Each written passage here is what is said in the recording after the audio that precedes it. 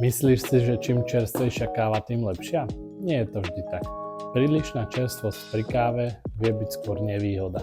Po upražení káva nie je ešte pripravená na to, aby chutila najlepšie. Potrebuje si odpočinúť.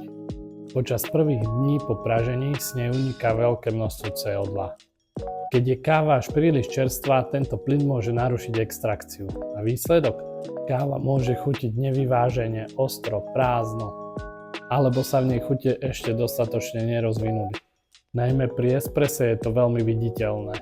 Príliš čerstvá káva často extrahuje nestabilne. Správa sa nepredvídateľne a chuť často nie je tam, kde by mohla byť. Preto je dobré nechať kávu po pražení trochu oddychnúť. Chute sa stabilizujú a káva sa otvorí. A v šálke ukáže svoj potenciál. Takže nie, najlepšia káva nie je vždy tá najčerstvejšia. Najlepšia je tá, ktorá mala čas sa rozvinúť. Skúste si to doma aj vy. Ochutnajte kávu pár dní po pražení a potom po ďalšom týždni.